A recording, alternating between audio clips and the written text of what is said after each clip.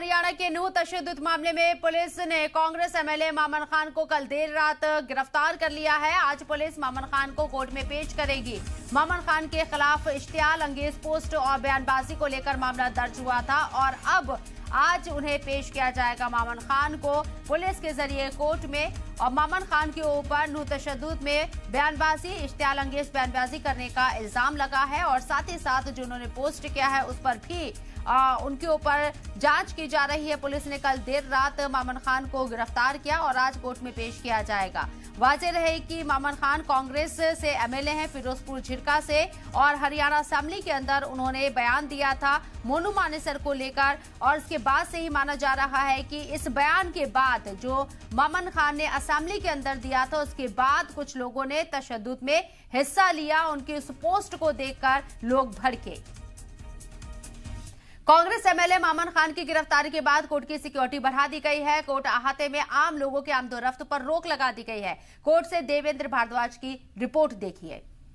नूह हिंसा मामले में मोनू मानेसर की गिरफ्तारी के बाद अब कांग्रेस विधायक मामन खान की भी गिरफ्तारी हुई और उसके बाद आज मामन खान को कोर्ट में पेश किया जाएगा। उसी को मद्देनजर रखते हुए सुरक्षा के पुख्ता इंतजाम किए गए हैं। नूह पुलिस की तरफ से आप देख सकते हैं कि जो कोर्ट परिसर की तरफ जो रास्ता जा रहा है उसे बैरिकेडिंग कर पूरी तरह से रोक दिया गया है। केवल उन्हीं लोगों को जाने की यहाँ से अनुमति दी जा रही है जो लघु सचिवालय में काम करते हैं या फिर वो एडवोकेट हैं। इसके अलावा किसी भी व्यक्ति को यहाँ आवाजाही पर पूरी तरह से बिल्कुल रोक लगा दी गई है। पुलिस की तरफ से सुरक्षा के पुख्ता इंतजाम किए गए हैं और पुलिस की तरफ से कोशिश यही है कि जब आज मामन खान को पेश किया जाए तो किसी तरह की कोई अप्रिय घटना ना हो। इसी को मद्देनजर रखते हुए पूरे नूह में सुरक्षा के पुख्ता इंतजाम किए गए हैं और कोशिश यही है कि लगभग 10 बजे के करीब मामन खान को यहाँ पेश किया जाए, क्योंकि राजस्थान से मामन खान की गिरफ्तारी हुई और उसके बाद से लगातार अब कहा जा सकता है कि नूह हिंसा मामले में जो जांच है, जांच का दायरा लगातार बढ़ता हुआ नजर आ रहा है।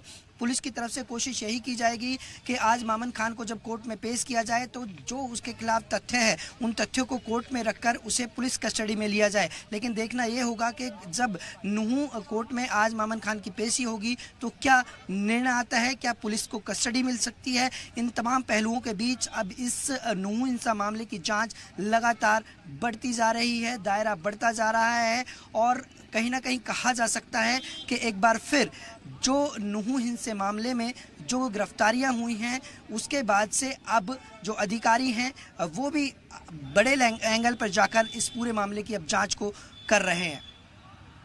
भारद्वाज हमारे नुमाइंदे हमारे साथ मौजूद है, बात करने के लिए फोन लाइन पर उन्हीं का रुख करते हैं। देवेंद्र, आपसे जानना चाहेंगे कि कोर्ट में क्या मामन खान को अभी पेश किया गया है?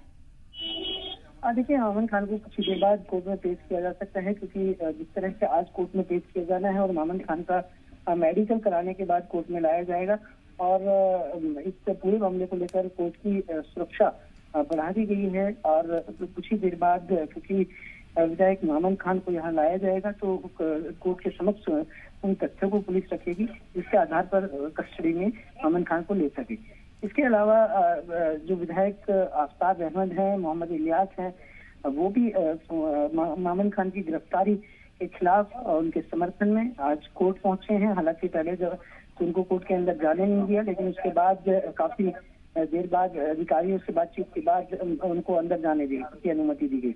उन्होंने यही आरोप लगाया है कि कांग्रेस की तरफ से ये कहा गया है कि जिस तरह से ये गिरफ्तारी हुई है वो बिल्कुल गलत तरीके से गिरफ्तारी हुई है और सरकार अपनी नाकामयाबी को छुपाने के उसमें इन आरोपियों को इस तरह से आरोपी कांग्रेस के विधायक को बना रही है। जी बिल्कुल देवेंद्र, मामन खान को लेकर जैसे कि आपने बताया, तस्वीरें भी आपने भेजी अपनी रिपोर्ट के जरिए कि कोर्ट की सिक्योरिटी बढ़ा दी गई है। कोर्ट अहाते में सिक्योरिटी फोर्सेस को, इजाफी पुलिस को तैनात कर दिया गया है। क्या किसी तरह का कोई खदशा कि उनके जो सपोर्टर है वो एहतजाज कर सकते हैं उनकी गिरफ्तारी को लेकर?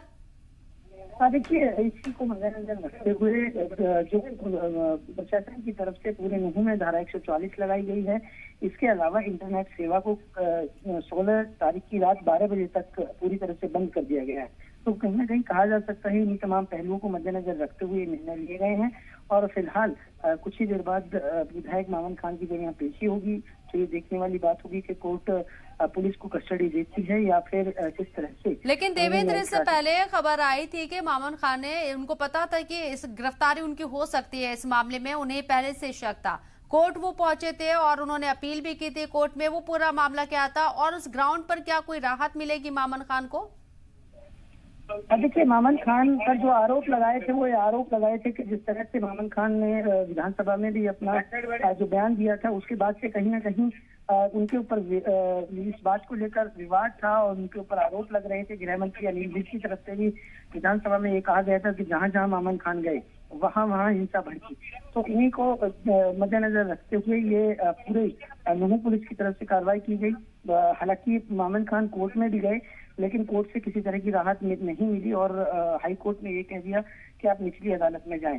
तो इससे कहा जा सकता है कि कोर्ट से राहत नहीं मिली। तो उसके बाद सीधे तौर पर आज मामन खान की जब पेशी होगी, उनकी कल गिरफ्तारी की गई थी नूंह पुलिस के द्वारा और देखना होगा कि अब किन किन तथ्यों के आधार पर पुलिस क्या कस्टडी मांगती है, कितने दिन की कस्टडी, क्योंकि इस पूरे मामले में अभी भी जांच का दायरा और आगे जाना है। तो निश्चित तौर पर पुलिस की तरफ से आज कोर्ट के समक्ष जो तथ्य रखे जाएंगे उसमें मामन खान की कस्टडी पुलिस मांग सकती है।